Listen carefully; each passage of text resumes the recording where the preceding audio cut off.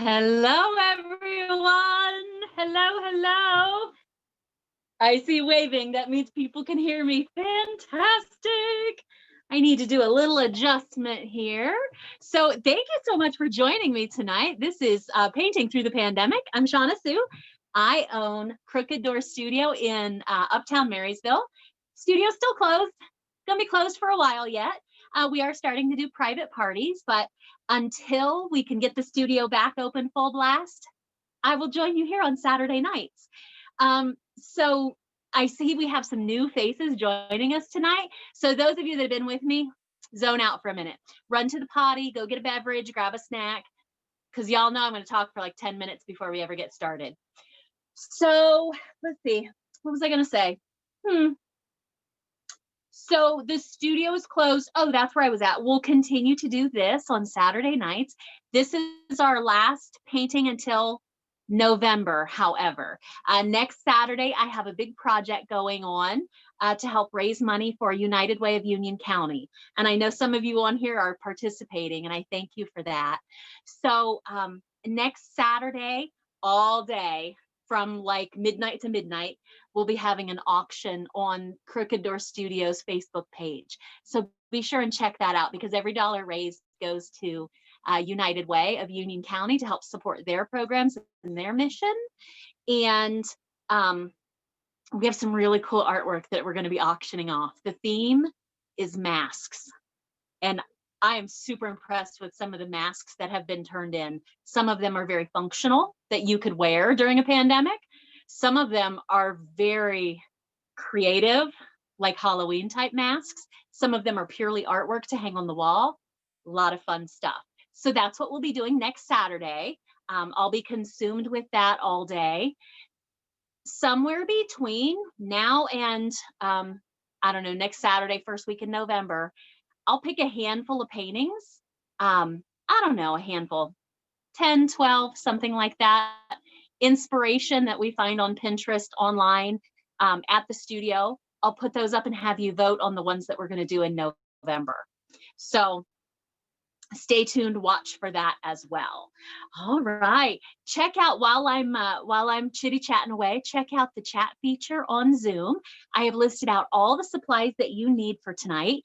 I said earlier, I say it often, I'll say it again. If you don't have something that's in that supply list, don't worry about it. We're gonna wing it, okay? The only thing you may not be able to wing is your mixing of purple, depending on the red that you have. We'll talk about that in a minute. Okay, so let's see. Oh, I am recording tonight. Once this recording is done, I will post it up on the studio's YouTube channel. On Crooked Door Studio Facebook, I have a link to the YouTube channel, so you'll be able to find it there.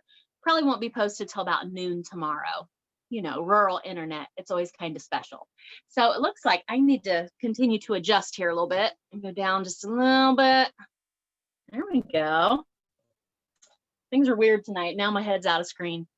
It'll be fine. You don't need to see this whole head anyway. So before we get started, I always like to run through supplies. Back up a minute. Since I am recording, you'll be able to access the video. If you have questions, I have you all muted, so you can't unmute yourselves. We don't need that in the recording, but if you have a question, type it in the chat on Zoom. I monitor that while class is going on. So if I don't answer you right away, don't worry, I'll catch it. And at the end, I'll give you the opportunity to unmute yourself and we can talk then once I stop the recording, okay? So before we get started, let's run through supplies. So the paint that I'm using, and if you've gotten paint from the studio, the paint that you're using is it's acrylic, it's student, oh, it's gonna be a tongue tie night tonight, I feel it. It's student grade acrylic paint. We love acrylic because it's water-based, water soluble. You can rinse it out of your brush, it dries pretty quickly. Rinse it out with water, it dries pretty quickly. But if you get it on your clothing and it dries, it's a real bear to get out. So we're going to try not to get it on our clothing, or we're just going to wear an old shirt. So if it gets on our clothing, no big deal. I noticed right before we started, left my apron at the studio. I need to keep one here at the house. So I just went and grabbed an old shirt real quick. That I don't care if it gets paint on it, because I don't want to have to worry about cleaning it up later.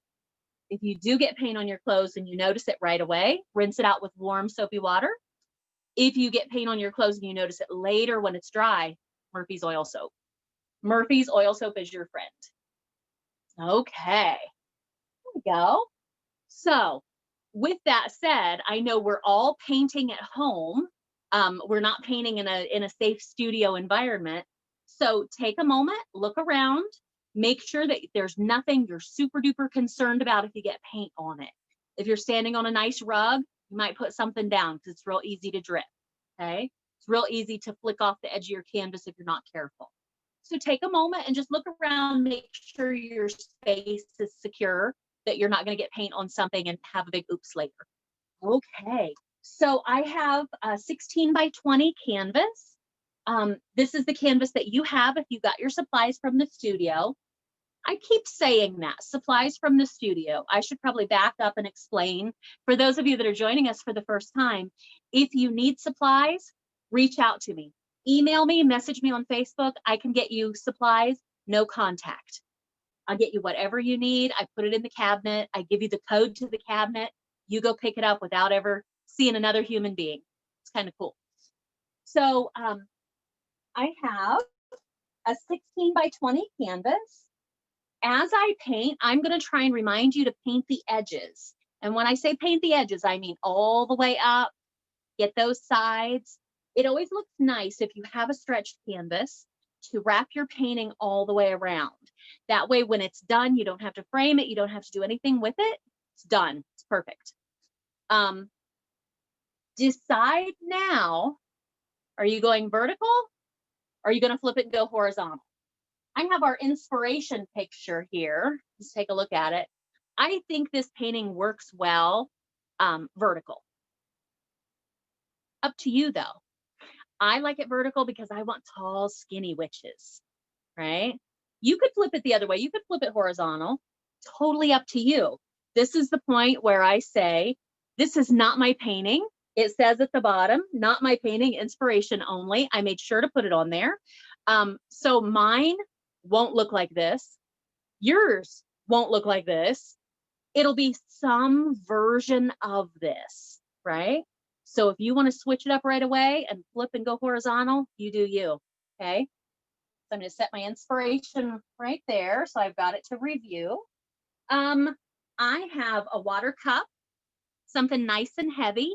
I'm less likely to knock it over if it's heavy. So I use an old mason jar filled halfway full with cool or cold water, never warm or hot, always cool or cold. I have paper towels underneath my water cup to dry off my brushes on. Let's talk about brushes. So the brushes that I have tonight, I have a big fat oval wash is what this is called, a big fat oval wash background brush, right? And I love this guy because I've had him for a long time. He's kind of splayed out. He holds a lot of paint. I love to get a lot of paint on the canvas and move it around, right? Especially when we're talking about backgrounds. So I have this guy. I have some kind of a medium brush. This is my medium filbert. He's skinny that way, but he's about, I don't know, 1/4 inch wide. Just some kind of a medium brush that makes you happy. And then I have a pointy brush. I like to use, this is my, I believe it's my number 5 round. Yeah, number 5 round. So just a nice variety of brushes. When I'm not using my brushes, they're going to live in my water cup. So I'm going to take all those guys, dump them in there, leave them there. That's a good reminder that when I'm done with a brush, it goes back in there with his friends so it doesn't dry out. Okay. Let's talk about, other things you might have. Your brushes are going to look different than mine, and that's cool, right? Use what makes you comfortable. I also have a paint pen. I always keep a paint pen in my supplies to sign my paintings with, right? I'm really bad at signing with a brush, so I like to sign with a paint pen. That's up to you, right? Let's talk about paint colors tonight. Really quickly, if you got paint from the studio, you get your paint in these little containers. Take your paint and put it out on your plate. You may not need all of it that's in that container. When you get, I don't know, as much paint as you think you need, halfway, whatever it is, a little puddle, put the lid back on it nice and tight. The paint will stay in these containers. It'll stay fresh for, I don't know, a couple months, as long as you get that lid back on there nice and tight. Okay, so let's talk colors. And this is where, do you remember I said a minute ago, if you don't have something, don't worry, we'll wing it, except for red. We need to use caution with red. So let's talk about our paint. So I have my paint out on my plate, and I like to put it in the order of the color wheel, kind of. So I have blockout white. I have a nice bright yellow. I think it's called chrome yellow. I have orange. I think the orange is called chrome orange also. The red. This is where we use caution. The red that I'm using is called bright red. I use bright red because it leans a little more on the blue side. Red can go anywhere from orange to kind of bluish, right? Orange to kind of purplish.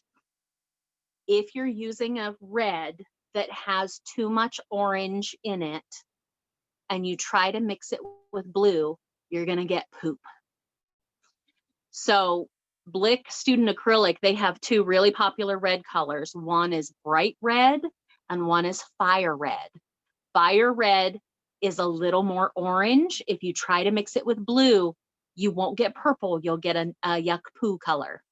Okay, so you might want, if you're not sure what you have and what you're using, you might pull a little bit of red and a little bit of blue together now to decide if you're going to be able to get a purple that works for you. If not, and you don't have purple and you don't have another red, just do blue in the sky, right? You don't have to have purple in your sky. But I like to put that word of caution out there. Phthalo blue, right? I like to use phthalo blue because it's nice and dark, deep, rich blue. A little bit of phthalo green, right? It's a nice turquoisey dark green, and then Mars black. So that's what I have. That's what I'm working with. So let's see. I'm looking at the chat box. I don't see any questions. I say we go ahead and get started. So I'm going to give you a few minutes before we start because I don't think this was in the supply list, but I'm going to shop really quickly. I'm in my kitchen. I'm going to shop for a cup. I like to talk about how we're going to step through this painting. I like to do that every time just so you know the direction I'm heading in. I want to start with getting my nice round moon. I'm really bad at trying to get a circle all by myself. So I'm going to shop around for some kind of a, I don't know, a coffee cup, a drinking cup, something maybe about the size of my fist, maybe a little bit bigger, maybe a soup bowl, up to you. Let's take a minute and find something that we can trace with a little bit of paint real quick, or maybe a pencil, up to you, to get a nice round moon. So I'll give you a few minutes to do that, but we're going to start with the moon, and then we're going to work our way out and paint that entire sky, that whole canvas, and then we'll start layering on top. Okay, we'll probably put our witches in black. We'll put our black cauldron in. We'll go back up and we'll do some more fun things in the moon. And then we'll start getting to details. Okay, that's kind of how this is going to play out. So pardon me for a moment while I go find something to trace for my moon. And I'm thinking, I want something kind of big, maybe a dessert plate. Let's see what I can find. So how about I'll give you another minute, find something to trace.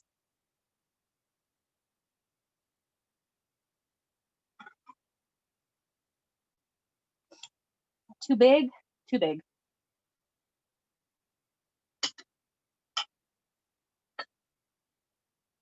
Oh, this. Oh, soup bowl. Soup bowl it is. Okay. Soup bowl. All right. I see everybody coming back. So I'm going to take this and trace where my moon is going to go. I'm going to keep it, I don't know, 3-ish fingers from the top. Ish. and center it left and right.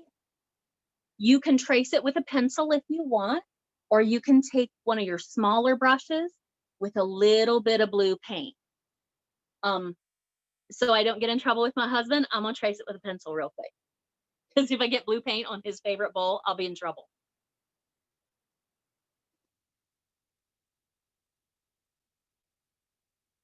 Okay, here we go. I'm gonna step over in front. Again, about 3-ish fingers, maybe 4 from the top. Center it left and right. Oh, canvas is moving.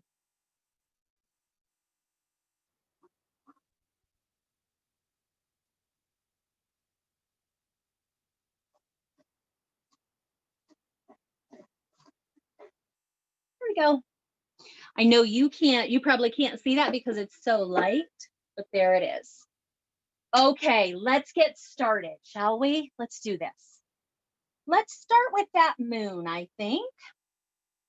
I'm going to use, I think, one of my medium brushes. I'm going to squish it around in my water cup. If you have new brushes, make sure you're squishing around in your water cup, tap, tap, tap in the bottom of the cup. New brushes, when they come from the factory, they come with a starch on them to keep them nice and stiff and keep them straight during shipping. You want to make sure that you clear that starch out of there. Anytime you take a color, always in the edge, never the middle, okay? So I'm going to take a decent amount of blue here, just straight blue. We'll add more fun to it later. But let's go ahead and paint that moon in blue. Now, if you don't have a pencil, you can lay your whatever you're tracing on there and trace around it with blue. It'll be okay if you get a little bit outside the moon. I wouldn't worry about that.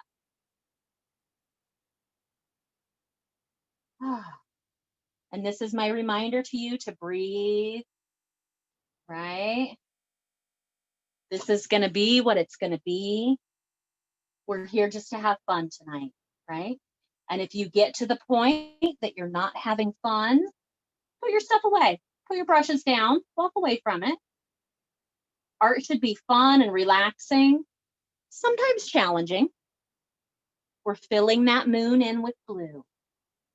But if you find that it's not fun, it's not relaxing, you're getting frustrated, put your stuff away. I'm recording it. Go back to the recording later.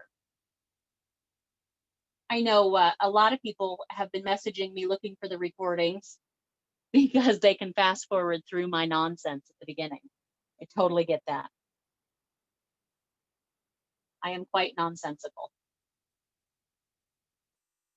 Okay. There we go. Filling that moon in with blue. We'll go back and play with it in a little bit. But for now, all I want to do is fill it in with blue.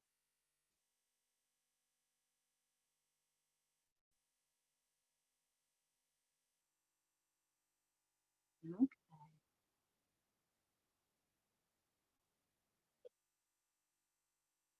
Then I'm going to pop that brush in the water cup. I'll give you a minute, and then we'll move on. Again, if you get a little bit of blue outside your moon, it's okay. Because we're going to start with a lot of white, tiny blue, tiny red to get that purple. We're going to go around the moon and we're going to work our way out from there. So if you look at the original painting, it's very pinky purple near the moon and then gets into a little deeper purple and then into a lot of blue and then a nice dark blue down at the bottom. That dark blue is what's going to set everything down if you get it nice and dark at the bottom. So let's do that.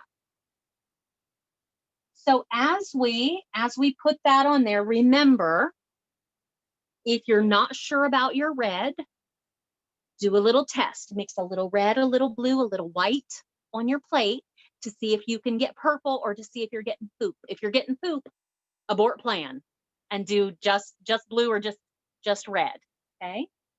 But as long as you get a nice purple, continue along with the original plan, like the original painting shows. As a reminder, acrylic paint blends while it's wet. Once it's dry, it will not blend. So I'm going to start here with my big brush, work my way out, getting it the way I want it as I move out. If I start here and jump down here and come back up here, if I jump around too much, my paint is going to dry before I can blend it. And I find that frustrating. So I'm going to take my big brush, tap, tap, tap it in my water cup, soften that guy up a little bit, dry it off on my paper towel. I don't want any water dripping down my painting. Always in the edge of your paint, right? So I'm going to take a decent amount of white. Look how much paint I'm using. Using a lot of paint. Tiny blue, tiny bit, and a tiny bit of red. Tiny bits of blue and red. And let's go right around that moon. Did you see I didn't mix it ahead of time? I'm letting it mix on my canvas. By letting it mix on my canvas, I'm going to wind up with varying shades of purple, right? I shouldn't say never, I don't like absolutes, but I will rarely ever, sorry, my bulldog is sorting through my paint supplies, sorry. I will rarely ever mix color ahead of time on my plate. I'll let it happen on my canvas.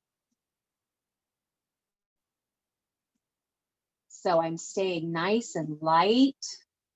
A lot of white right now.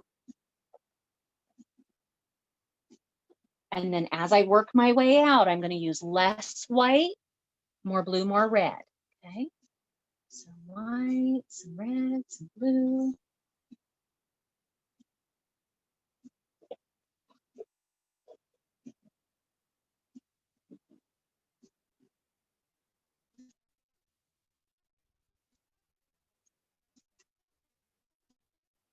And I always like to share the way I do this. I'm actually using my brush skinny ways. And it's almost the best way I can explain it. It's like a pendulum motion, right? It's away from the canvas. I hit the canvas and come back up and away. That way I don't get hard lines where I pick my brush up and put it down, right? It's like a pendulum. And I'm getting these nice, furry, soft edges.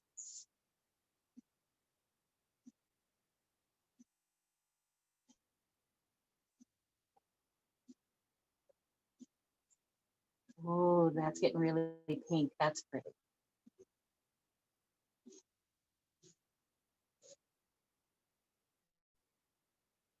Round and around. So our goal, we're going to cover that whole canvas.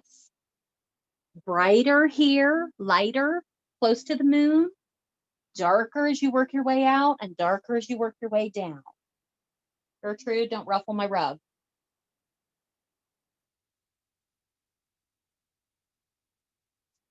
Sorry, Gertrude usually sleeps. My dog usually sleeps while I paint. Tonight, for whatever reason, she's underfoot. The beauty of painting at home, right? So remember, if you have questions, pop them in the chat box. I'm looking over there occasionally. And I'll try to catch questions as they come up.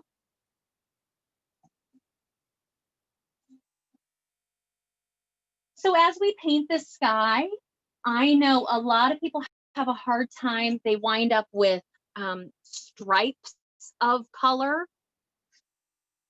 Let me talk about blending real quick. So I've got white and blue on my brush because I want to show you how to blend. So I'm going to get nice and close. So white and blue, I know this is going to be different than this color I have right here. So anytime you blend, you want to start in a new part of the canvas. Oh, Dreama, a lot of white. So the moon is just blue. And then around the moon, start with a lot of white tiny red, tiny blue. That's going to give you that purple. Okay, so to blend, I have this new color, and it's kind of a stripe now, right? So to be able to blend together, I'm going to work my way from the new section back up into the old section, picking up some of that paint and coming back out into the new section. Back up into the old section where it's still wet, back down into the new section. This only works while your paint is wet. Once it's dry, it doesn't blend. So when I talked about getting it perfect before you move on, that's what I mean. If I jump around someplace else and I try to come back to fix this, can't. It's already dry. Okay.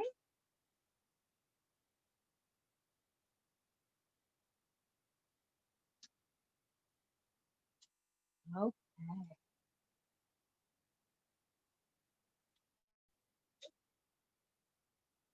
I know, Billy. She's here. My sweet Gertrude. She's here. She's actually crawling back in her bed now. Oh, got a little more pink there. So again, a lot of white, little blue, little red, less white as you go, more blue, more red.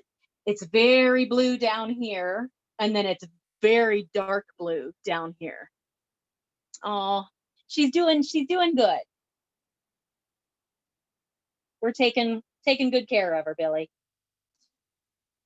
She's special needs now with her back issues. So she has her wheels. I need to do a better job of posting on her social media page. But with her special needs, she sleeps a lot. So it's not real exciting.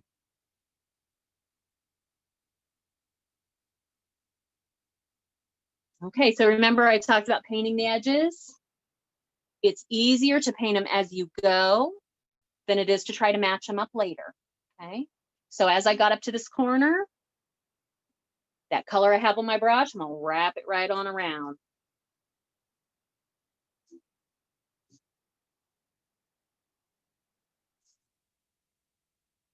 And speaking of Gertie, I'm gonna provide assistance to her.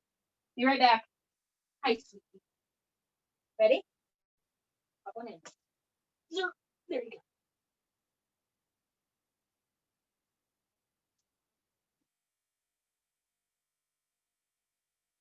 Okay, so let's keep going. Cover the whole canvas.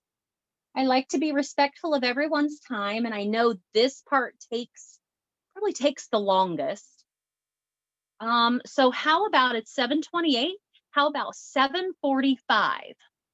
We'll come back together and we'll work on the moon, and then we'll start putting our witches on there. This could potentially be our only break. I'm not sure if we'll have a break here later. But if you get this done early, take a little break. We'll come back together at 7:45.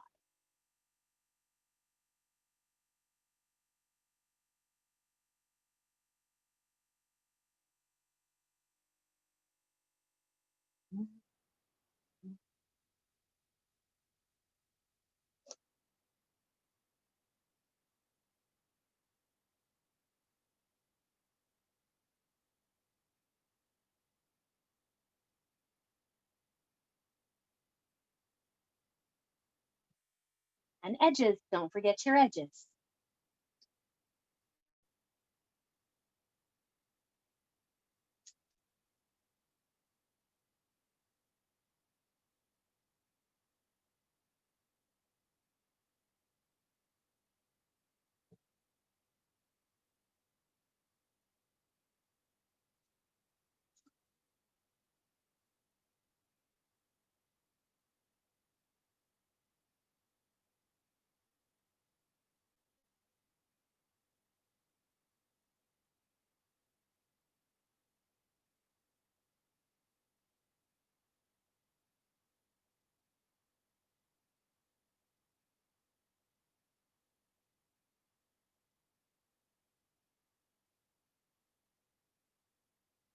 So as I head down the canvas, I'm going to start to get a little more blue.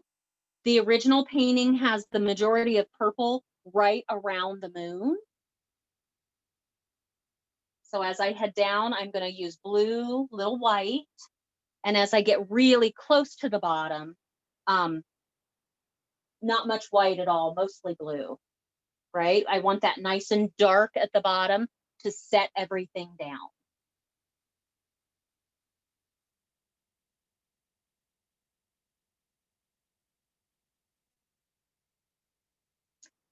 Oh, so remember to breathe.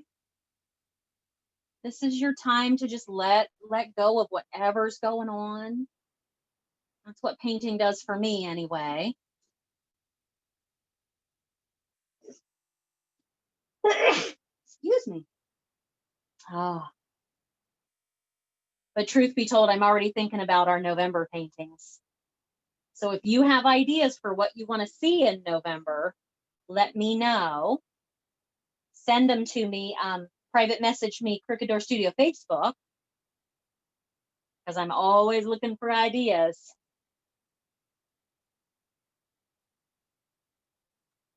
And then I'll take the ideas that I think are doable, and I'll post those up and have everybody vote.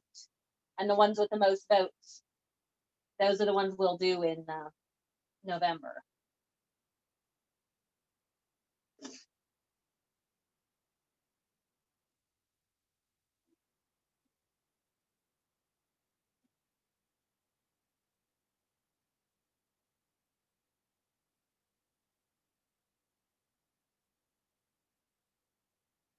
So again, 7:45 is when we'll move on.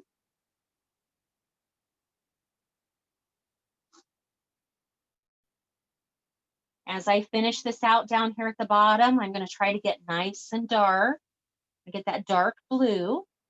If you can't get it dark enough with the blue, if you can't get it dark enough to suit yourself, add a little bit of red to it. I find that the red and blue together will give you this really deep, dark, almost black plum color that's darker than the blue by itself.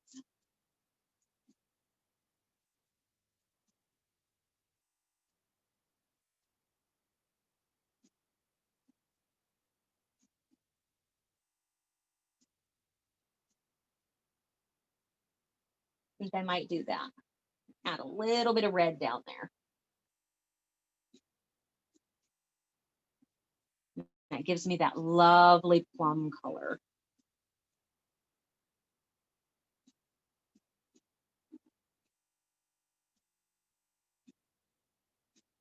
Okay.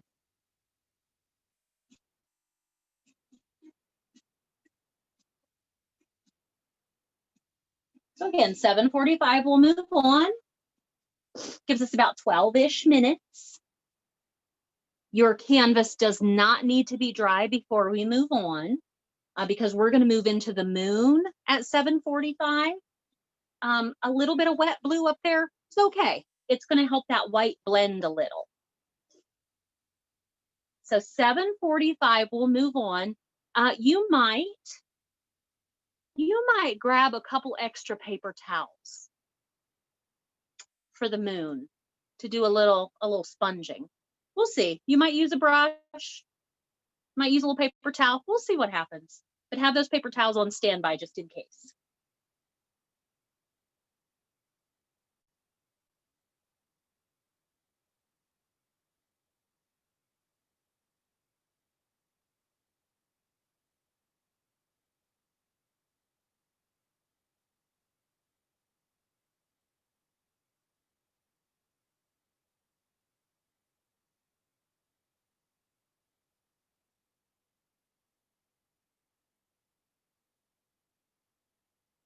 I've just stepped over here to the side to get my edges, because I'm really bad at remembering to paint my edges.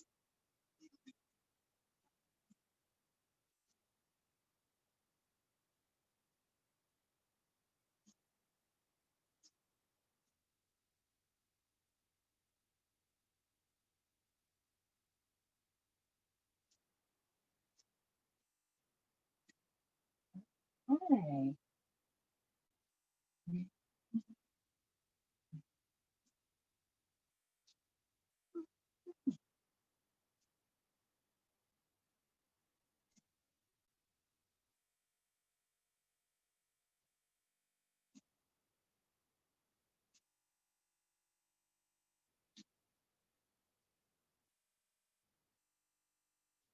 All right, brush and water cup when you're done. And about 10 more minutes. Again, if you're done, you could grab a couple extra paper towels. You could clean your brushes out and get fresh water if you want. To clean my brushes out, I will tap, tap, tap in the bottom of the cup very gently. Doesn't have to be aggressive, depending on how you're feeling, I suppose. Tap, tap, tap in the bottom of the cup. That helps knock the excess paint off the brush. And then go get clean water if you want. Yeah. So 7:45, we'll move on, about 9 minutes.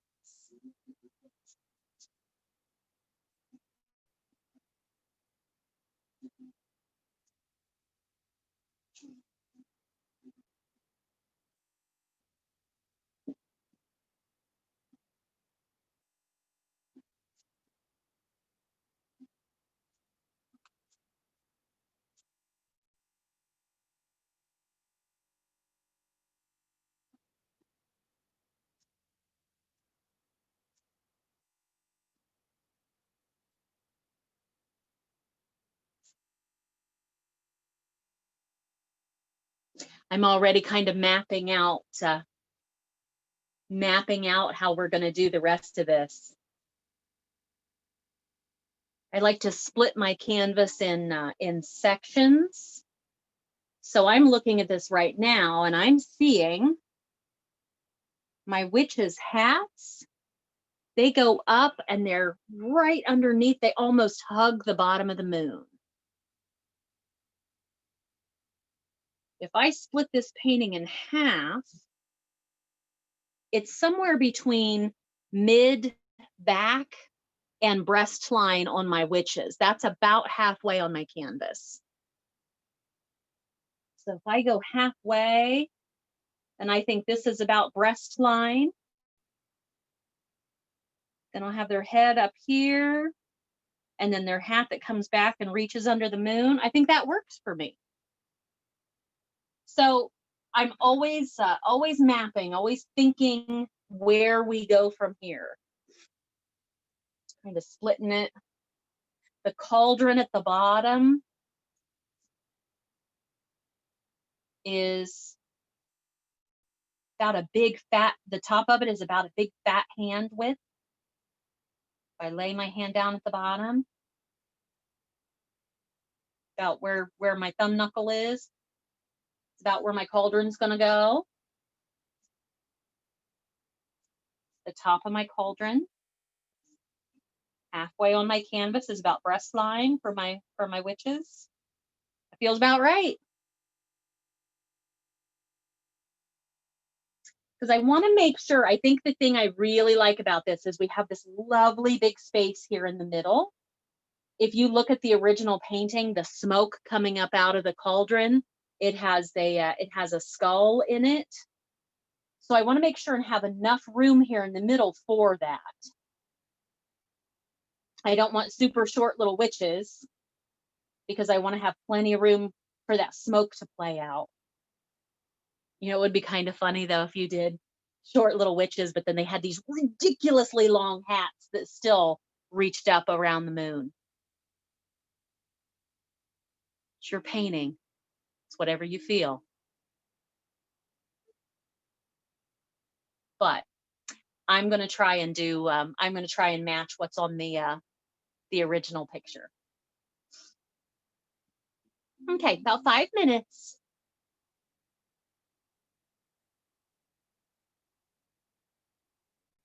What you eating, Marie? It's always about food, right? Emily, what'd you have for dinner? I haven't eaten yet. I think that's the problem is I never eat before class. Oh my God, Marie, Funyuns. I don't think I've had Funyuns since college. Gyros. Oh my God, Emily. So did your husband make gyros? Or did you get them someplace? And if so, I need to know where. Oh, Arby's. Okay, that's fair. That's fair. If you're looking for really freaking good gyros, there's a little hole in the wall place in Bucyrus. I think it's called Little Athens.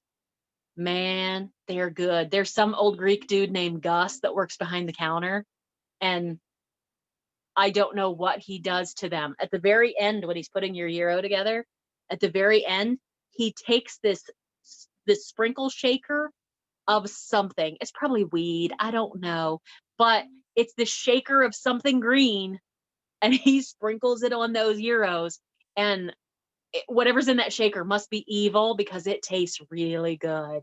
I don't know what combination of herbs and spices he has in there, but whew. So anyway, Little Athens. This is my commercial tonight. It's not butter, but it's Greek. Little Athens in Bucyrus. So good. And Marie, no Funyuns for me. I have a habit of eating Funyuns when I was in college until like my mouth was just in shreds. So Funyuns are probably a no because we have no self-control. We don't know when to stop eating the Funyuns. Andrea, I don't know what it is, but it's good. And again, it's probably something really horribly awful. Maybe weed, I don't know, but oh, it's good stuff. It's worth the drive to Bucyrus. It's worth the 1.5-hour round trip from here to Bucyrus. And if you tell them what you're doing, that you're coming to pick up, so we'll pick up a dozen at a time. They'll pack like 2 or 3 of them already like pre-made, ready to go. But then they'll pack the rest of them. They'll pack everything separate for us. They'll pack the meat separate and the pitas separate and all the vegetables separate. So then you can put them together later on your own. Oh, so good. So anyway, that's our food chat for tonight. For those of you that haven't joined us before, I'm sure you think I'm a super weirdo. We have 3 minutes, by the way, before we move on. But we got to talk about food. I'm all about the foods. Chubby girls, we know about foods. Ooh, what did you get for Chinese? Curious.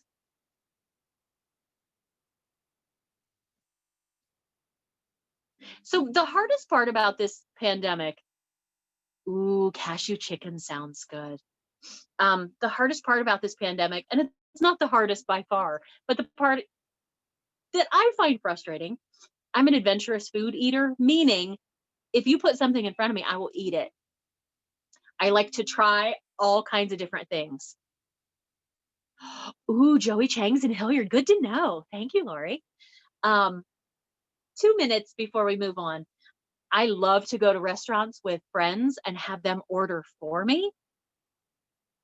I really have no limitations on what they can order for me, except if it's meat on the bone, I'll eat it, but you have to pick it off the bone for me. You have to cut it off the bone. So with this whole pandemic, we don't go in groups out to eat anymore. So I miss that. I miss having people pick my food for me. That's how you find the good stuff. Anyway, okay, we're going to get ready to move on here in a minute. Clean paper towels, clean medium brush, a little bit of clean white. This is why I always use out of the edge of my paint. My plate looks like a mess, but because I use out of the edge of the white, I can use out of the other side to get clean white. The same with my blue and red, right? Because I've used in the edge of them, not the middle.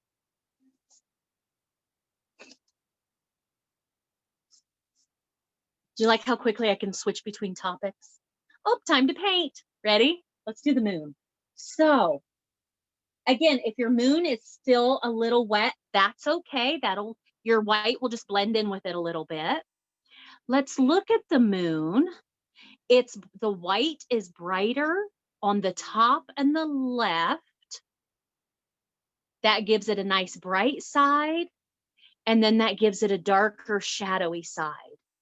And I can't decide if it was intentional or not, but you can kind of see a face in the moon. Very subtle, but it's there. So think about if you're going to do that. So I'm going to take my medium brush I'm going to clean it out and dry it off. And I'm going to start on the top and the left where I want it to be brighter white. I'm going to take just a tiny, tiny bit of clean white, tiny, tiny bit, not much on there at all. Looks like more than there actually is on the screen, but there's really not that much paint on there. And I'm going to do a little scribbling. So I'm going to start on the top and left, and I'm doing a little scribbling. And I'm starting top and left because that's where I want it to be brighter. Okay, let me get a little closer so you can see. So I've got a tiny, tiny bit of paint on there. You can almost hear it.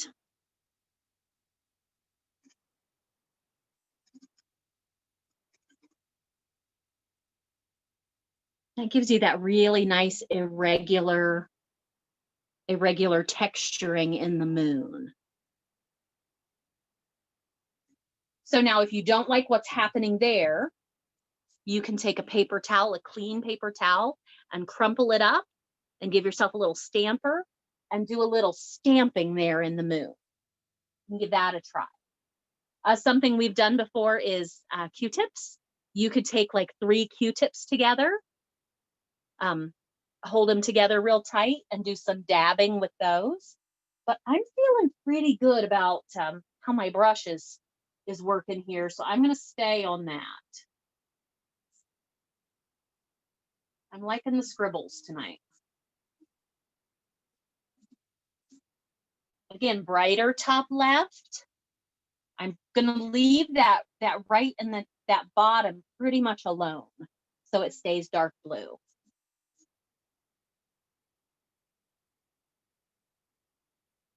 I'm still trying to decide if I'm going to try to work that face in. Can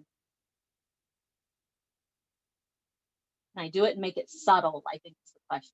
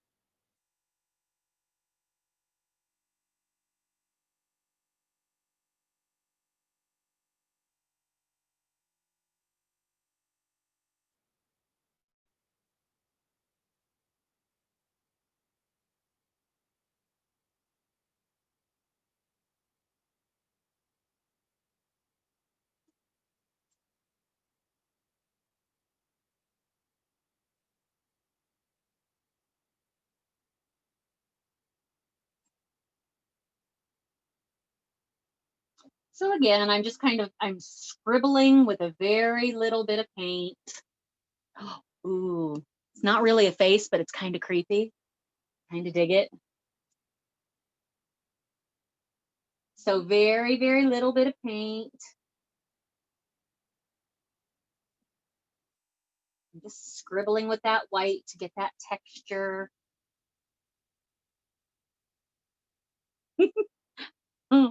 I think I'm going to leave it. That's kind of fun.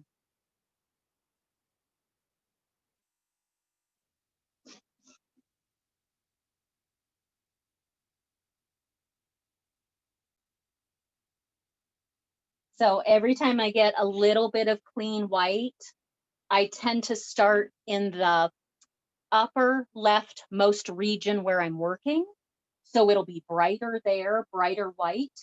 And then as I work my way into the moon, I drag it out and it fades. I'm going back up here to the top with that clean white. And then scribbling and dragging so it fades out as I go.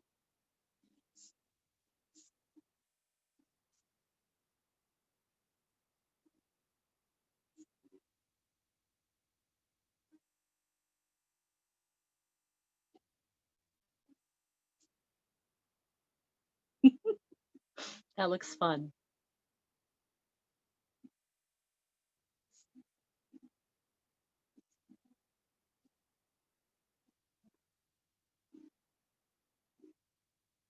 Let's take another few minutes.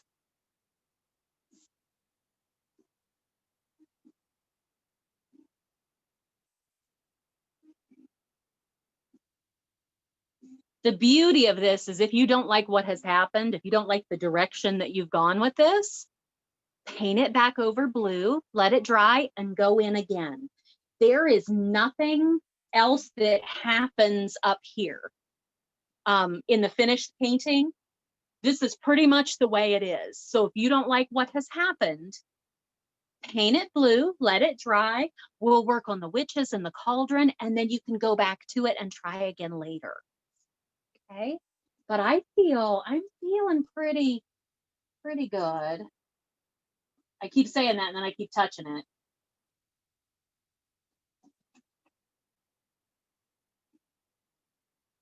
Yep, I'm gonna stop. Okay, so I'll give you another couple minutes. I'm giving you another couple minutes too. That's giving us time to let this dry down here before we put our witches on. Because that's our next step, is to put our witches in our cauldron.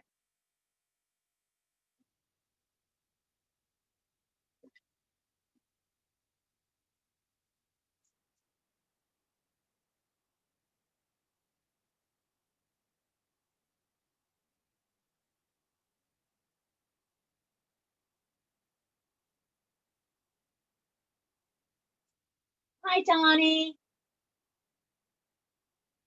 Hi, honey. I just saw you. I didn't see you on there a minute ago. You're very sneaky. Very sneaky.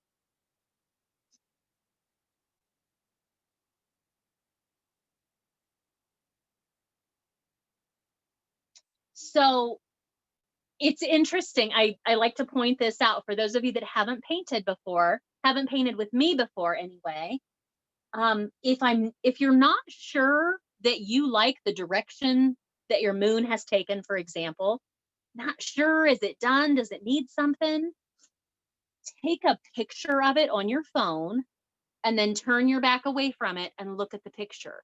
Your phone will pump up the contrast. It'll clarify your image. And usually that's when I find, oh, that looks good, or oh, I need to fix that. That makes it easier for me to hone in on what I need to do. That's why I'm working on it here and I'm like, I don't know. And then I turn and look at my my camera. Oh, I like it. Because my phone has pumped the contrast up. I can see it for what it is. Okay, so let's get ready and start on our witches. Let's talk about one more time. Now that we're getting ready to dig in here, let's talk about what this looks like. So if I split this painting in half, it's right about breast line on my ladies, on my witches. Maybe a little under boob, but it's right about their breast line. Okay. I think I'm going to start, it's all going to be black, and then we'll put colors over top when the black dries. So I think what I'm going to do, I'm going to start with my medium brush with some black, and just below, let's look at their backs, just below breast line. So I don't know, maybe mid back. I'm going to draw a big U, somewhere between a U and a V. Oops. It's not super pointy. It's kind of a rounded V.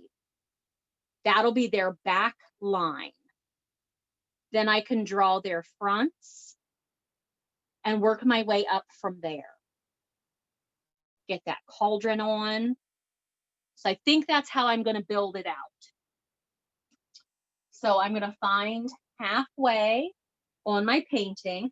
I always have to like stand back at the side and look at it, because if I look at it straight on, what's on it messes me up. So if I stand at the side, This is about halfway on my canvas. So that's going to be about breast line on the front. And my witches, they're pretty skinny. I feel like find halfway and go about 4 fingers in, and that's where I'm going to start for her back. And I'm going to swoop it down to like a pointy U, a rounded V. Let's do that. Medium brush, clean it out, dry it off. Little bit of black. Okay. Halfway up and down on my canvas. I'm going to move over here. Halfway, about 4 fingers in. Feels so permanent because it's black, right? So that is, if I put it on the front, that would be about her breast line. Maybe her breast line is a little higher, but this is the back side. I'm going to swoop this down.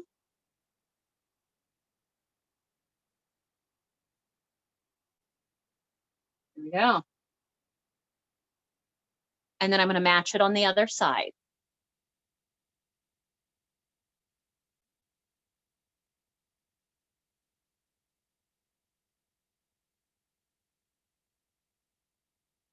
There we go.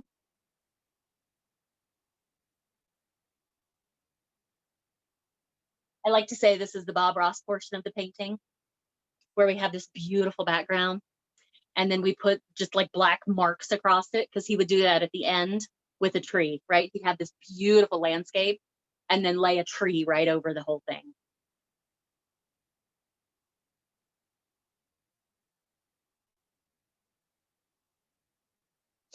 Okay.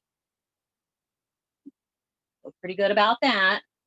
What do you think? Should we put the fronts on? So I'm not going to worry about their breasts at this point. I can add those on later.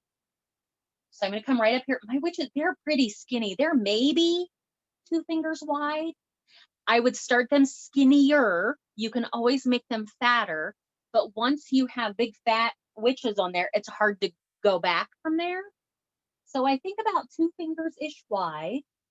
And the front of her dress, it's pretty straight down. It might curve in a little at the bottom, maybe just a little bit.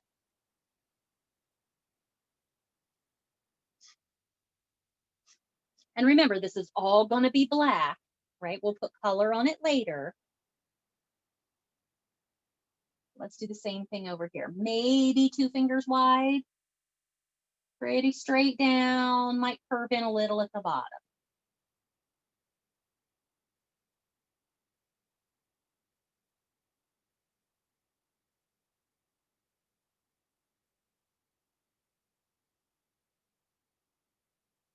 Okay, so I'm checking to see where I'm at. Halfway.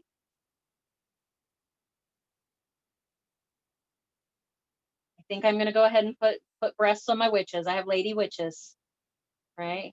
So I'm going to give a little bump out there. And then I'm going to pull her neck in.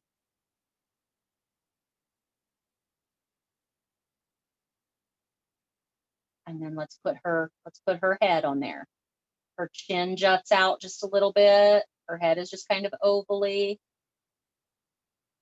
And I'm leaning her head back toward the moon, because that's the direction I want her hat to go.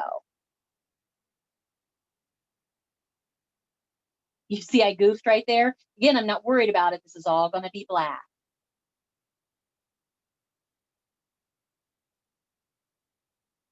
Just fill that in.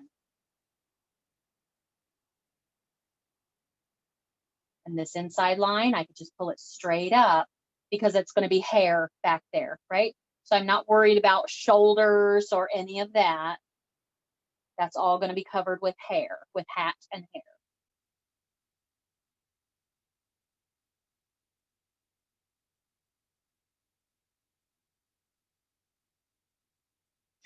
I think I'm going to take my pointy brush And he's looking back too far. There we go. I'm going to take my pointy brush and put the hat on there just so I can get a feel for how the whole thing looks before I move on to the other side. Up to you. If you want to go ahead and do the other side to match this side, that's all you. But I'm going to go ahead and put the hat on there to see how I feel about it. So her hat, in reality, it needs to be as big as her head. Her triangle needs to pull off the front, right? Because it would fit on the top of her head. Don't make it too small. And this would fit on the back. Ooh, she looks like a devil. Ooh, she looks like a devil. And bring it to a lovely triangle point.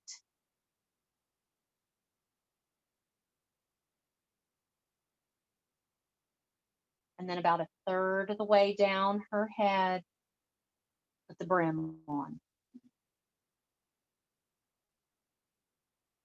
Okay, yep, that's the direction I'm going, because then this point, I'm going to take it on up and wrap it around the moon a little bit.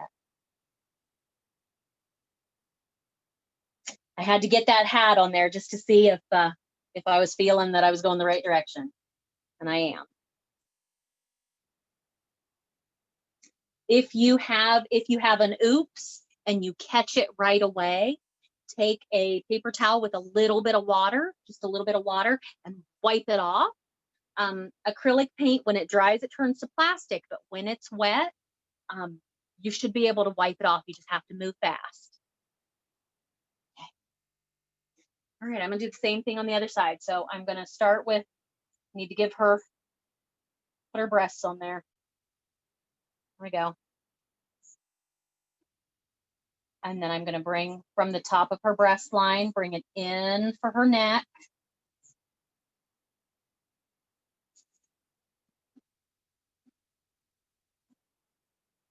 Put her head on there. Kind of leans back a little. I'm gonna point her chin out a little bit. Oh, you know, if you were really good, you could put a nice long, like cartoony witch's nose on her, a little wart on it. It's all up to you on which direction you want to go with your witches.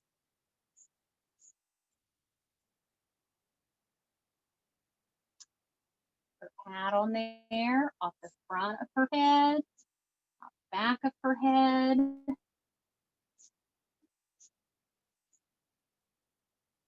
And her brim. Okay. And then let's work on filling our ladies in, filling our witches in. Just black. Because they're in silhouette. Again, we'll add color to them later.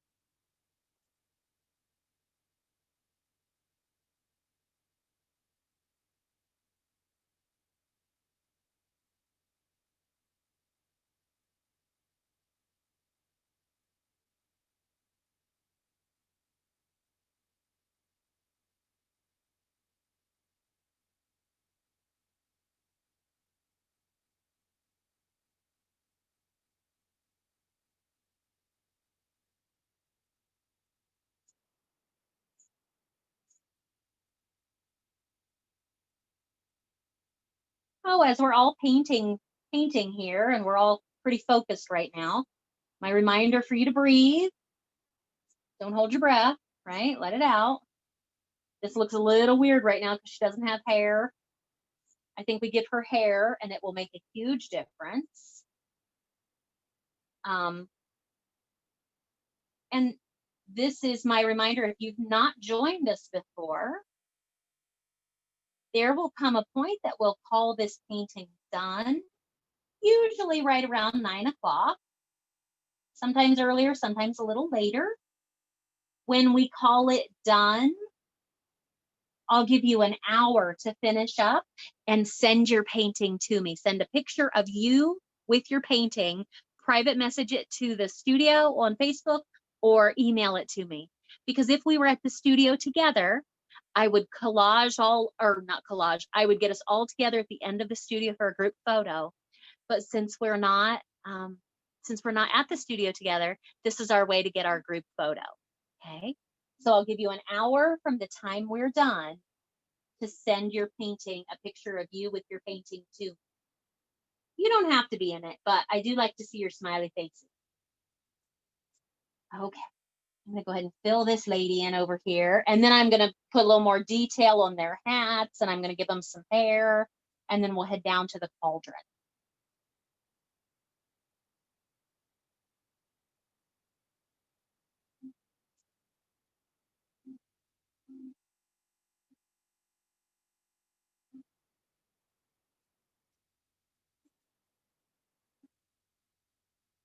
Oh, I love Halloween. Love, love Halloween.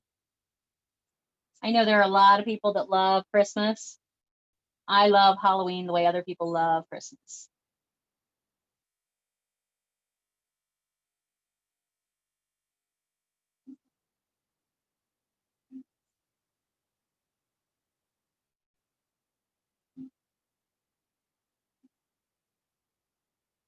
Oh, while we're painting our witches in here, let me talk a little bit about the fundraiser for the studio.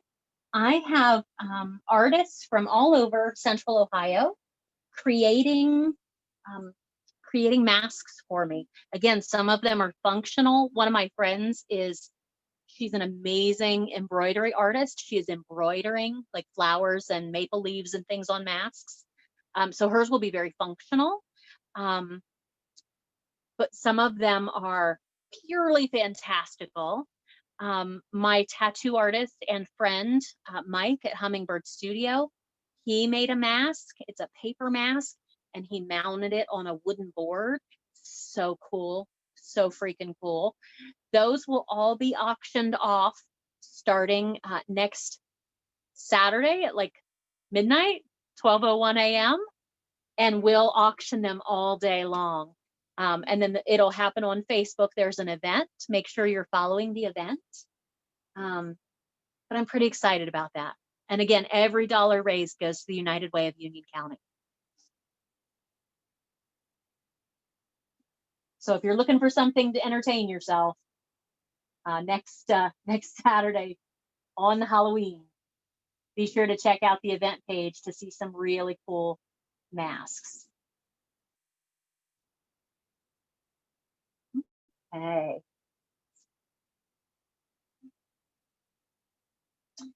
I'm going to move to my pointy brush, and I'm going to put some hair on my ladies here and finish out their hats.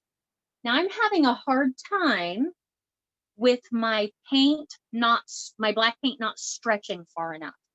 So acrylic paint, it changes based on your environment. It changes based on the humidity, the temperature, everything affects it. So it's evidently nice and warm in my house right now. So my paint is drying pretty quickly. To get this black paint to cooperate and stretch a little further, I'm going to thin it down a little bit. I'm going to take this clean, pointy brush, dip it in my water cup, and get just a drip. And here in the edge of my black, I'm going to swirl that around. I don't want to thin it down too much, because if I thin it down too much, then it looks watery. But if I add a drip or two right there in the edge, that paint will flow a lot easier across my canvas.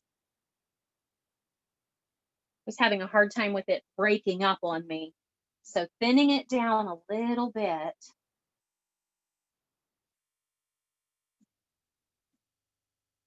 Oh, made a world of difference. Help me put the point on her hat. I want to pull the brim of her hat down.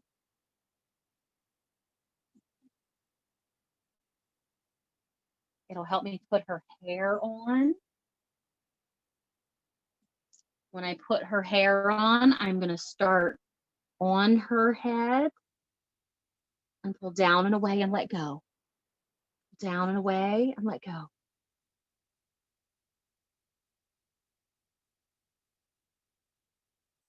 And how long is her hair? I guess that's up to you. My witch has really long hair.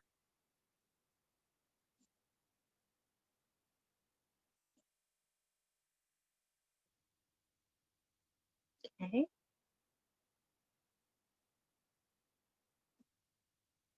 Now, as we put that hair on there and the hats, remember, one direction is going to be easier than the other. I'm right-handed, so it's so much, it's, I shouldn't say easy, nothing's ever easy, but it makes sense for me to be able to pull to the right. My lefties out there, you might be having trouble, but when we get over to this side, this is going to work for you, right? To set your brush down and pull this way. That feels unnatural for me because I'm right-handed. Remember, you're not fixed in place. If it's easier for you, flip your canvas. It's easier for me to drag and pull to the right, so that's what I'm going to do.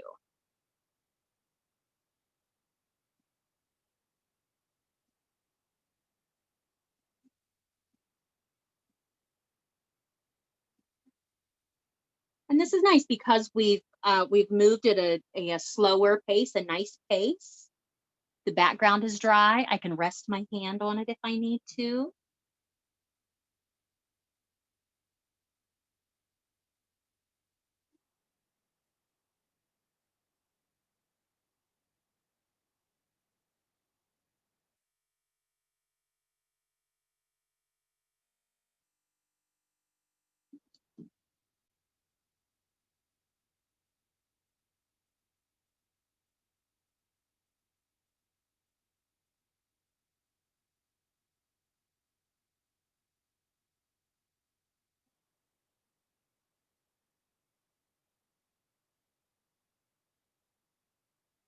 My hats got so big, they're in the original painting, they're not touching one another. Mine aren't touching either, but I've swooped them up and around the moon, so they don't overlap, but they do cross one, or they don't cross one another. But I like how they wrapped right up around the moon. Oh, I need to give her some hair.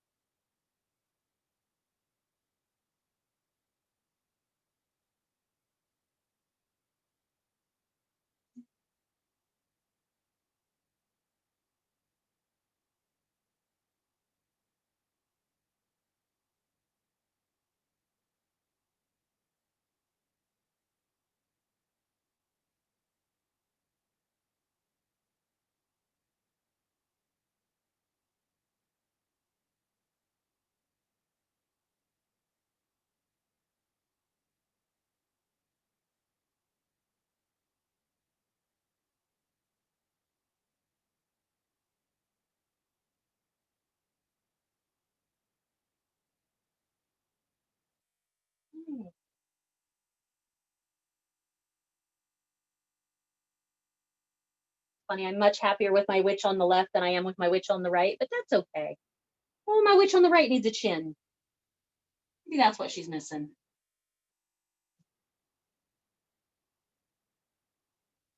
That's better.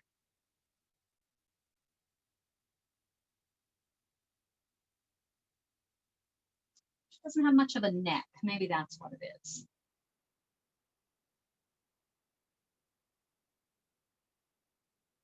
And I'm going to stop. Okay. She looks a little deformed, but that's okay. Okay. So let's see. I want to bring this together down here. I had a little bit of blue in between them on the bottom, and I actually want to bring it down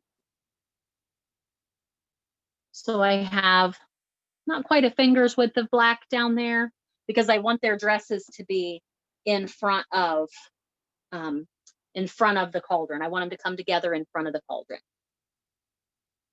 Okay, so I'll give you another couple minutes to make sure that's all done in black.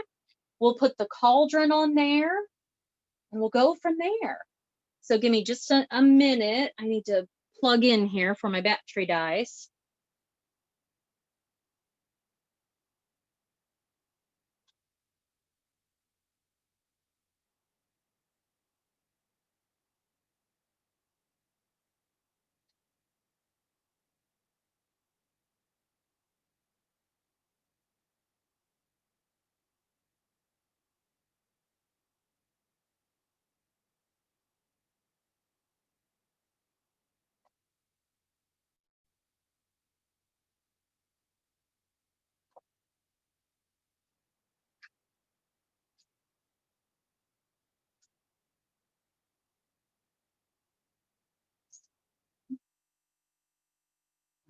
Hey,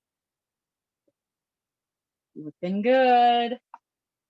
Looking very witchy, very Halloweeny.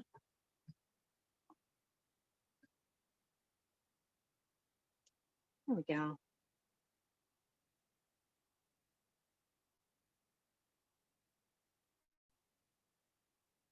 All right.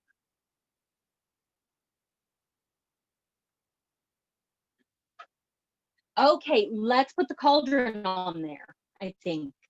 So how big is your cauldron going to be? Remember I talked about we wanted nice, decent space here, decent size space for that smoke to play and have fun, right? And put a skull in there if you want to. So I want to make sure I keep plenty of space there. My cauldron, I very much feel like it's about 4 fingers high from the bottom of their dresses. It's about 4 fingers wide also at the top. So I'm going to use, you can use your pointy brush or you can use your medium brush. I like to use my medium brush and use it skinny ways.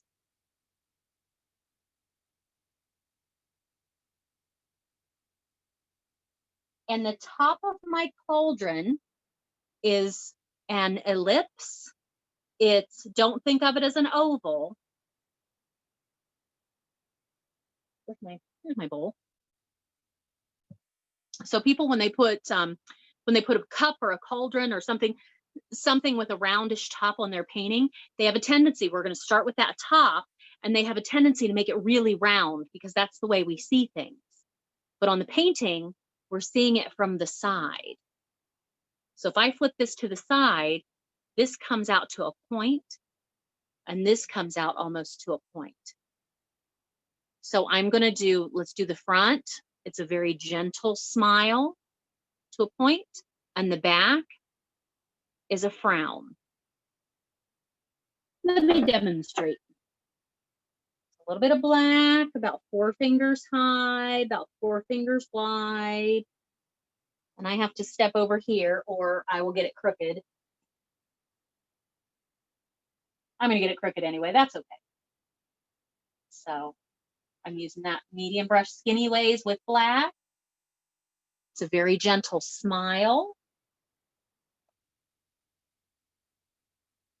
And then a very gentle frown. That's the top of my cauldron. Okay, don't make it overly, you can go a little round here, but don't make it too round because then it starts to look weird. The perspective gets all messed up, right? And then it looks like you're seeing everything else from the side, but the cauldron, it looks like it's flipped on its side that you're looking straight down into it. And we just want to look in the side of it. And then let's see, around that guy out, right down into the dresses.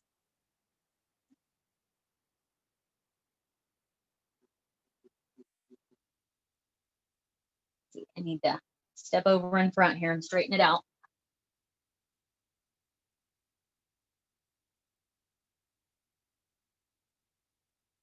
My apologies. Okay, there we go. One of the struggles I have painting from the side, it always messes with my perspective. And then let's fill it in. And do you see how I'm filling it in? Side to side. I'm following that gentle smile that I started with on the top. That'll be really important here in a second.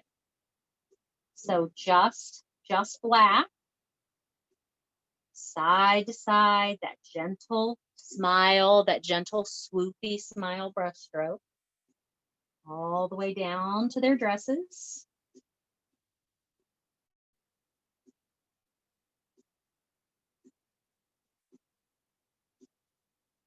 Okay.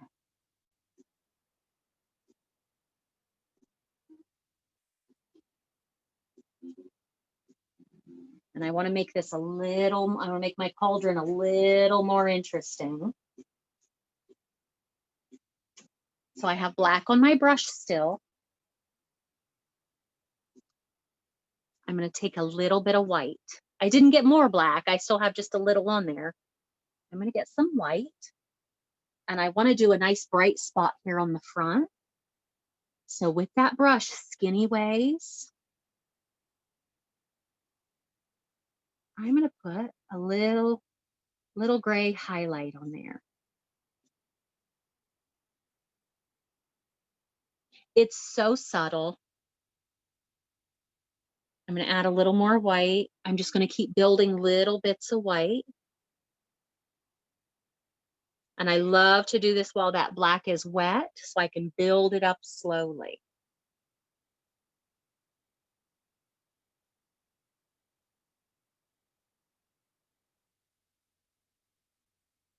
Follow that smile, that brush stroke, that smile brush stroke.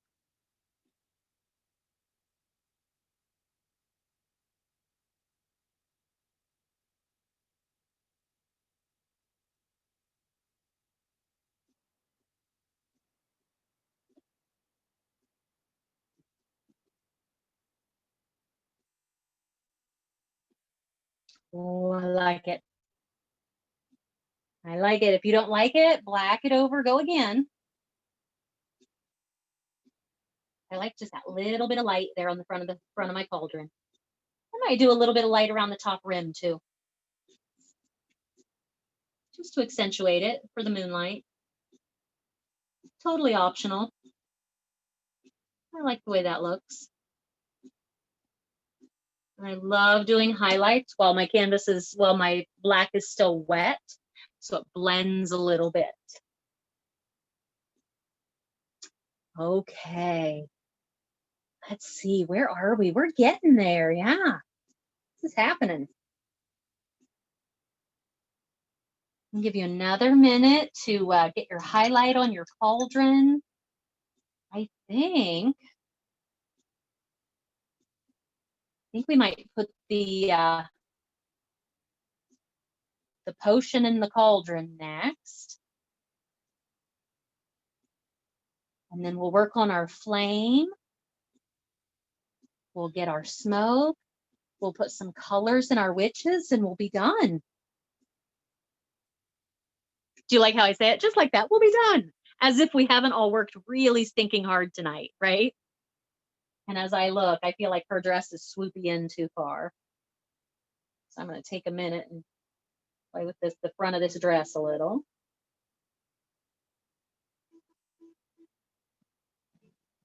Ooh, I feel like she needs a black cat right there.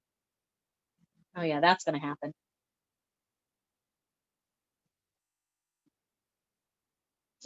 Let's see if you're feeling cat.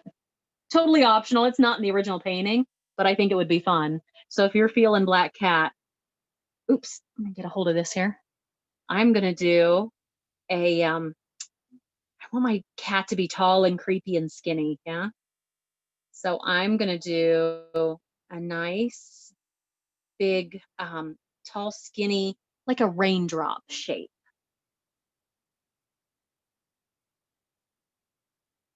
Okay. It's like a black raindrop. My cat's head, the top of that raindrop is like a football. So raindrop football. And then I have to go to my pointy brush and I have to thin my paint down just a little bit. Make it a little easier working in detail here. And let's see, he needs pointy ears. There's an ear. And there's an ear. Oh, he needs a tail. Where does his tail go? There. Oh, he needs whiskers. It's 3 little whiskers over here. 1, 2, 3. 3 little whiskers over here. Oh, that's fun. I might give him bright green eyes when he dries a little, maybe to match the potion in the cauldron. But right now I'm just going to leave him in black and silhouette. Okay, let's put our magic green potion in the cauldron, shall we? So it's whatever color you want it to be. I'm going to use my little brush. This is why phthalo green was on the list, though. So I'm going to go ahead and use it. So I'm going to use a little bit of phthalo green, little bit of white, little bit of yellow. And let's fill that. That little bit of white is what's going to help if you have any oopses in there. That little bit of white is going to help cover the black.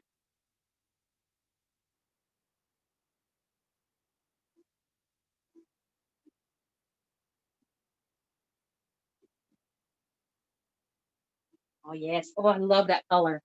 Woo. A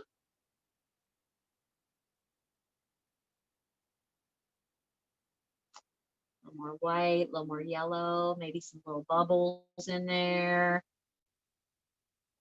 Swirls. Oh, that's fun.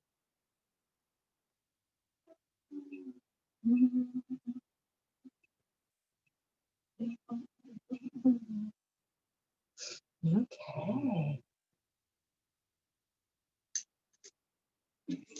So let's see. My witches are pretty dry. My cauldron is not. So since my witches are dry, I think I'm going to go ahead and put some streaks of color on them. And the color that I'm seeing is blue. It's a little bit of blue. And then as we get closer to the fire, it's a little bit of yellow, a little bit of orange.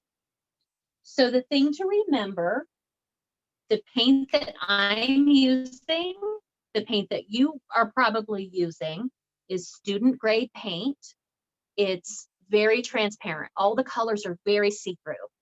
So I have to add a tiny bit of white to get a nice bright pop. Okay, let me demonstrate here. So I have my pointy brush.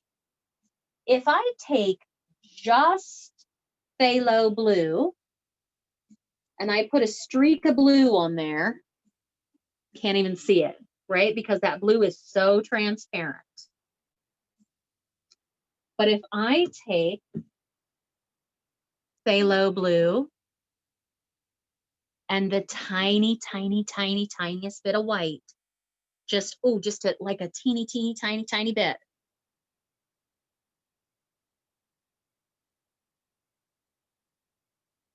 It'll still be dark blue, but with that little bit of white, it pops.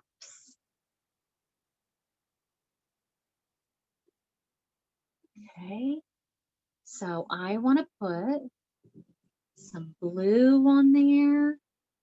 I'm doing just little streaks of blue. Maybe she has a little bit of blue on the back of her hat. Maybe a little in her hair, not much.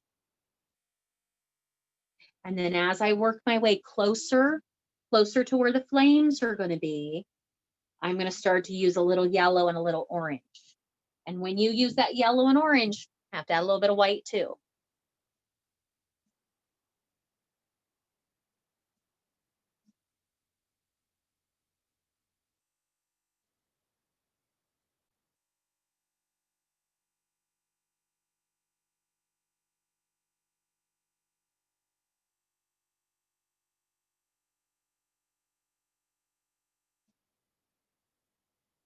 There we go.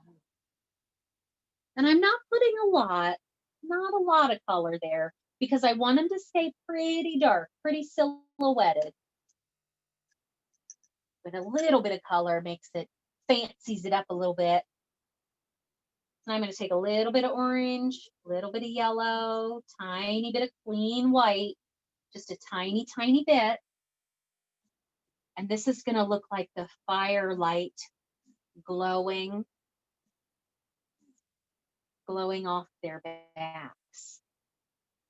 Remember, tiny, tiny bit of white.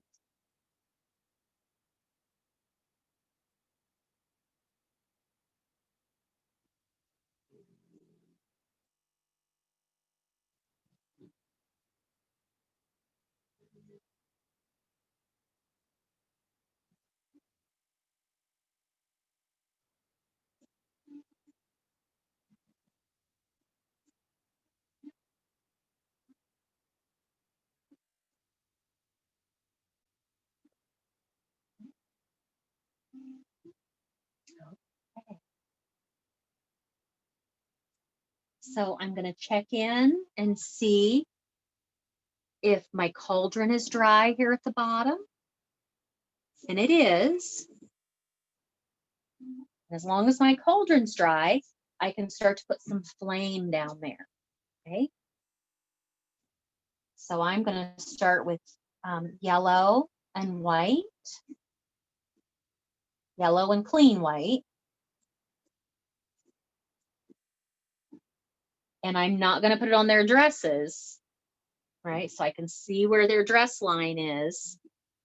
But I'm going to put this flame that starts right down there at the bottom of the cauldron. Comes up. Those flames licking up. So let's start with yellow and white. And then as we get closer down to the point of their dresses coming together, that's where I'm going to start to add that, that orange. Maybe even a little red. We'll see. So yellow, little white. Oh, get those flames up there.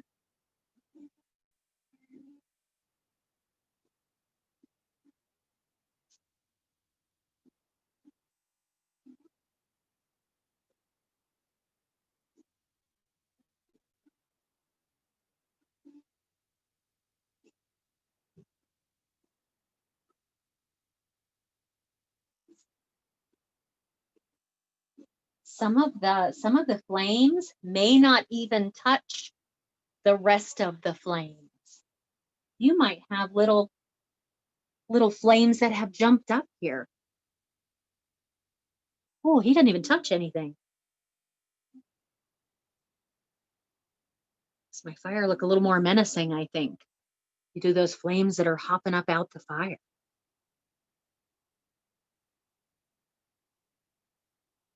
Okay, so I've got my yellow and white. I'm going to transition into orange and a tiny, tiny bit of white. Because I want to get it nice and dark, nice and deep dark as I head down toward that point where their dresses come together.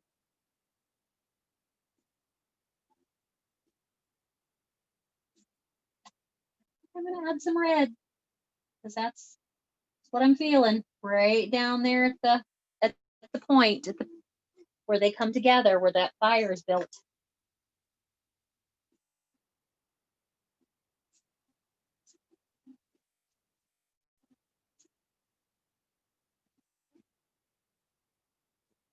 And I've reached the point I need to stop. Otherwise, my flame is going to take over the entire painting. I got my flame on my dresses a little bit. I'm going to take my brush with a little bit of black and fix that because I don't want my witches to look like they're on fire. Okay. Ooh, we're getting down to it. We've got the smoke and the whatever's going to happen here in the middle left.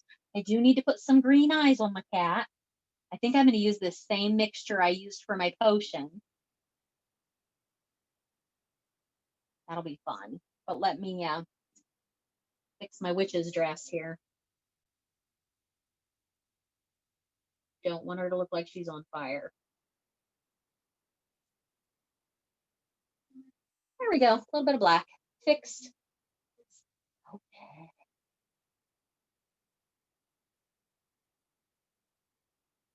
Oh, you guys are all working so hard tonight. I keep looking over and you're just working away. Okay. Put my cat eyes on. And then work on my smoke. And when I get ready to work on my smoke from my cauldron, decide if you're going to put a skull in there. If you're going to put a skull or a face or something in there, do that first and then work around it, because that's going to be a little bit of a focal point. Not sure I'm going to, because I don't want to draw away from my face I have in the moon, but I really like the skull. We'll do it. But eyes on my cat first. So the same as my potion, a little green, a little yellow, a little white.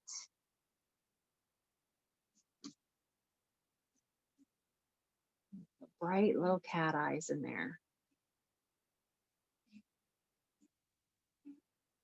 Cat eyes are kind of the shape of footballs. They kind of mimic the shape of the head.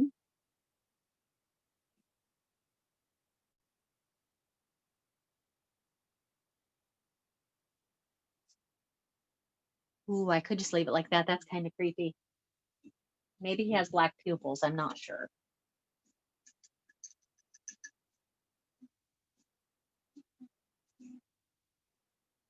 Let's give him black pupils.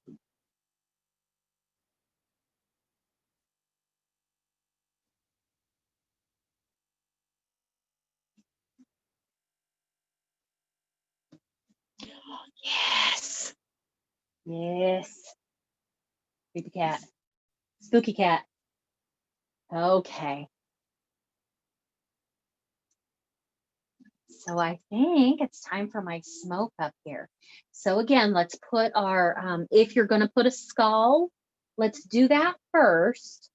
So then you can work your smoke around your skull. Okay. You could, if you didn't want to put a skull, you could write a word in your smoke. That would be kind of fun. Don't know what that would be, what that would look like.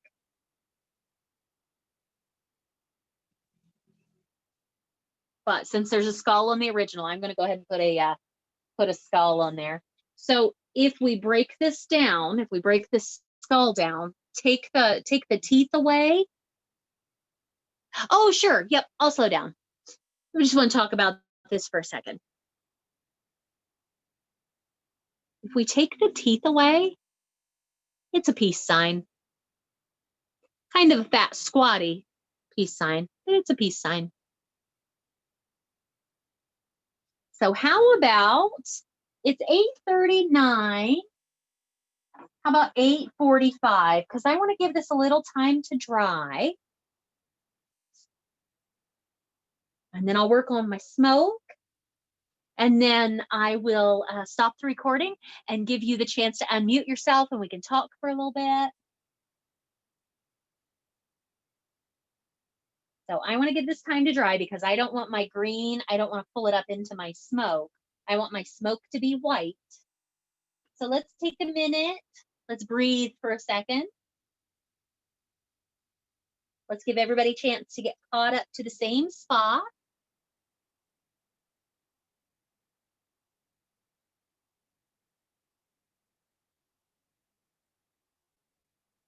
Still thinking about if there's a word in that smoke. What would a word in the smoke be? Beware.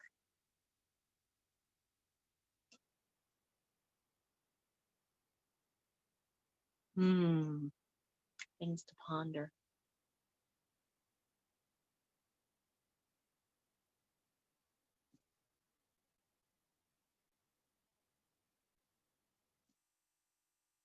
Okay, 5 minutes. Boo. Oh my God, boo would be cute, right? How would you do that if you did boo? Would you do it in cursive? It'd have to be very ethereal. Oh, brew. That would be good, right? Because we know how I love my witch's brew. May or may not be what's in the cup.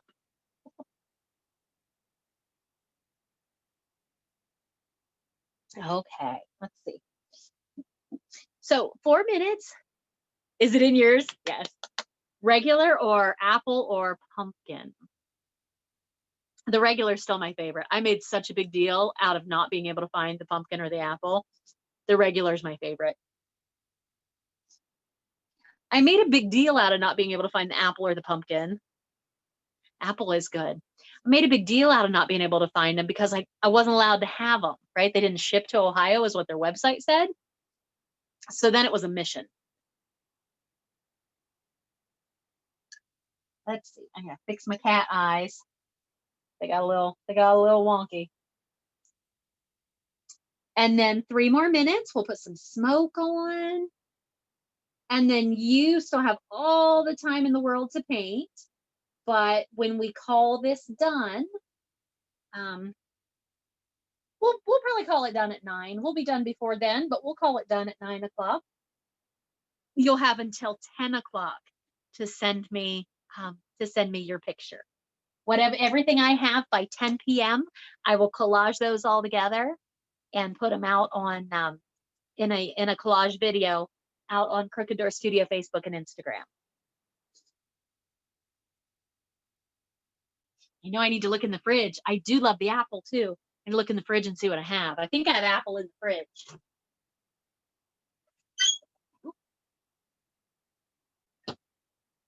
Why, yes. Yes, I do.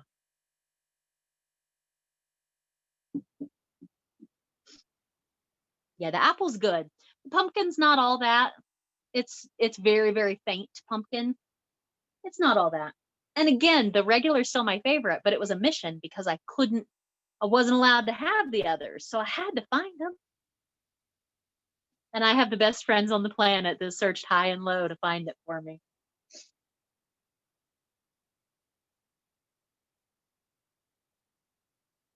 I really like how this turned out.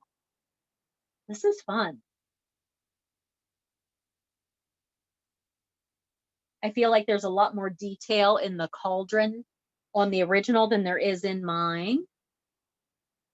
She's got more highlights, and so you could continue to play in there if you want. She's got a lot more happening in her potion, but I'm feeling pretty good with it.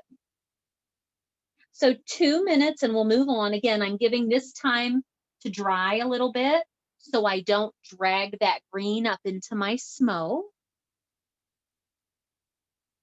And again, I'm going to start with my skull, maybe a little bigger than the size of a quarter.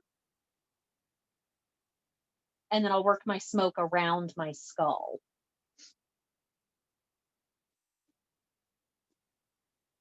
So when we're ready, another minute and we'll be ready to do that. When we're ready, it's not going to take much paint at all, right? Because you want it to look kind of smoky, kind of, you want the white to be kind of see-through. So when you start to put that smoke on there, you should be able to hear your brush on your canvas because it doesn't have enough paint on it. It has enough paint for smoke, but it's going to sound like it's scratching on the canvas because it won't have much paint, right? You can always add more, but once you have white paint on there, it's hard. You can't go back from that, right? Once you have solid white paint. So we're going to start with just little bits. And it's up to you on which brush you use. I really like how this turned out in my moon, and I used my medium brush for that. So that's what I'm going to do. You might decide you want to use your pointy brush, your round, but I'm going to use my medium one because he's still nice and new. He's all squished together, right? His bristles are all still really holding tight together. So I can get fine lines with him if I want. But sometimes I like to use a medium brush rather than a pointy brush because generally speaking, generally, not always, but medium brush, the bristles are shorter and I feel I have better control. Pointy brushes, sometimes the bristles are longer for good reason, but it's harder for me to control with longer bristles. You may feel differently, and that's up to you, but medium is what I'm feeling. So I'm going to take tiny, tiny, tiny, tiny bit of paint. That's probably even too much. And what did we say our skull looks like? Without the teeth, it looks like a squatty peace sign, right? So let's see, right up in here somewhere. So I'm going to draw an oval. And remember, it's smoke, so it's not supposed to be perfect. It's supposed to be very feathery. I can hear my brush dragging across the canvas. And then kind of like a peace sign.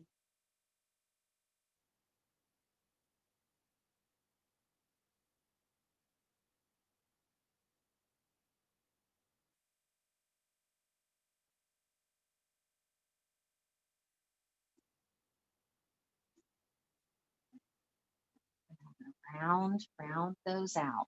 Give it a little more of a forehead. Squat that forehead down a little bit.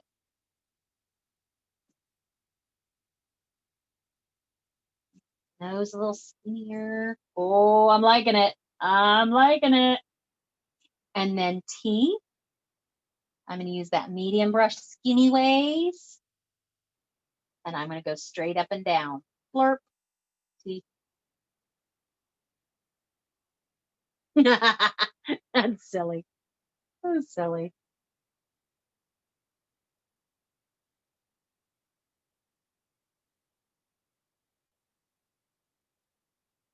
Oh, that's fun. So then once you have your skull on there or your words, then you can start to work around it. Use put your smoke around it. So again, I'm using my medium brush, skinny ways. It's going to start with solid lines, but then I'm going to keep going until I can hear my brush on my canvas.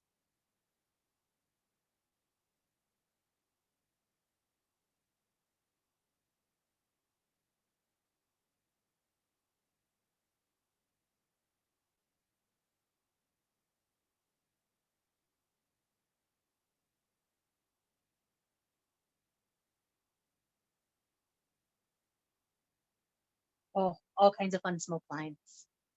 Okay. Tiny, tiny, tiny bits of paint.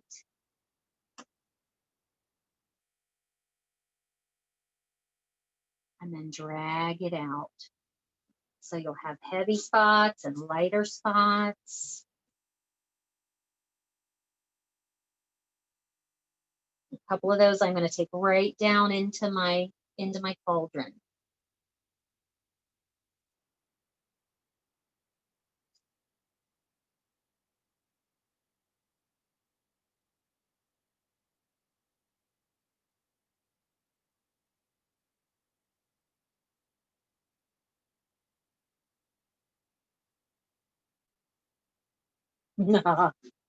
And I do believe we're done. So again, you're at home, you're on your own time.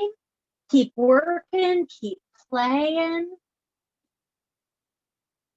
I will unmute here or give you the opportunity to unmute yourselves here in a second. Do a couple sign off things.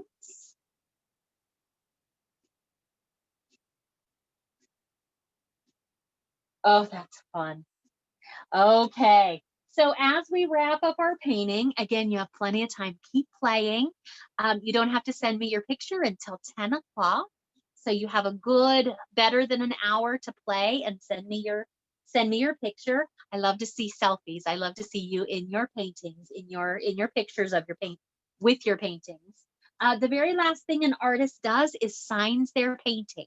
So I'm going to go right back to the beginning. That's why I always keep a paint pen. If you want to sign with your brush, you can. Thin your paint down with a little bit of water. That'll help it flow a little easier. But I'm going to sign with a paint pen. If you're using a paint pen, you have to sign. If you're going to sign on the front, you have to sign where it's dry. You don't want to gum up your paint pen with paint. That seems silly, but that's the way it is. You can sign on the front. Artists usually sign bottom left, bottom right. Usually, I might sign right down here in this dark corner. You can sign on the edge if you want. You can sign on the side. You can sign on the back with a paint pen or a Sharpie. If you're going to sign on the back, never here, always out here. If you sign with a Sharpie or a paint pen on the back, if you sign here, it'll bleed through to the front over time. So make sure you sign out here.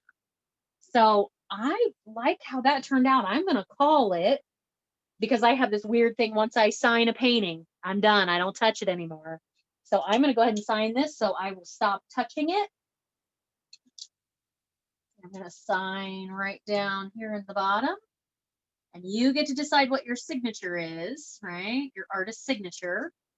Mine is SS, blah, blah, blah. And then I always do a little tick and a 20. So I know I created it in 2020. Down there on the corner. So there we go. So again, I'm going to give you the chance to unmute and we can talk for a little bit, but I'm going to go ahead and stop the recording before we do that. Thank you all so much for joining me tonight. This has been a lot of fun. Halloween is in my blood, so it was a lot of fun to do a spooky Halloween painting. So thank you all so much. I really appreciate you joining me for Painting Through the Pandemic, and I will see you the first Saturday in November. So don't forget, send me your ideas. Send them to me because I'm looking for things, and then we'll vote on them on Crickador Studio Facebook. So thank you all so much. I'll see you soon.